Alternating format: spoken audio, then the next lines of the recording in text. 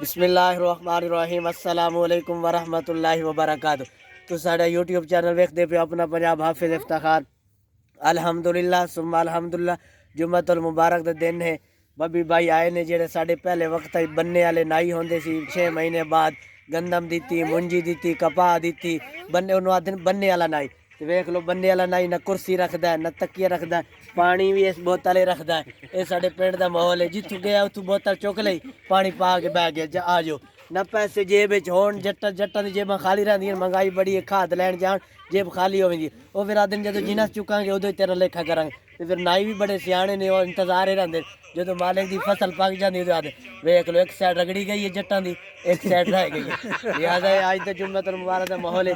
तो फिर अल्हम्दुलिल्लाह नाई चंगा होए ना हटिया फिटा फिर एक नाल गार्ड रखे ओ वेख लो परे ओ नाल गार्ड है। अल्हम्दुलिल्लाह साडे पिंड दा माहौल है, देसी माहौल, मिठे चौल, पानी जिथे मर्जी जान, कोई प्याली लभ जे कोई बोतल लभ जे उन्हें कट के पानी पा लेना नाल ही फिर कलीम शेफ शुरू हो जानी है। फिर करोना शरोना हर शह मर जाती। शहरी वेने पता नहीं कैंचियां पहले और लाते ने डिटोल लाते ने, फिर टिशू पेपर लाते ने, फिर जनाबे वाला पता नहीं की कुछ उत प्रेशर मारते हैं, फिर जाके कहते हैं, फिर तौलिया, फिर कपड़ा, फिर जाके तो शेव करते हैं। ये वेख लो नाजरीन थोड़े सामने हवेली नाल मज्झा नाल गोया नाल खोता नाल रेड़ा नाल शेफ हो रही है। क्या बात है साडे पिंड दा माहौल।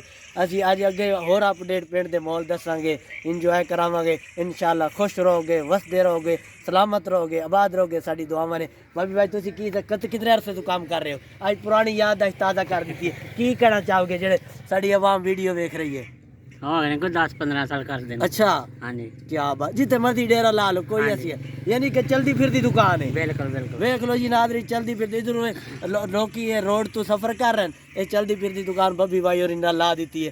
हुण अगे केड़ा सेटअप करोगे, कक्के वाली या लागे नागे? नहीं लागे अगले डेरे जाना। अच्छा जेड़े कलीम शेफ करा उन्हां नाल भी एक गल करांगे भाई क्या बात है, तुहानू टाइम ही नहीं कढना पैंदा, पट्ठे पाए नाल बह गया भाई शेफ करो इंजी गल है।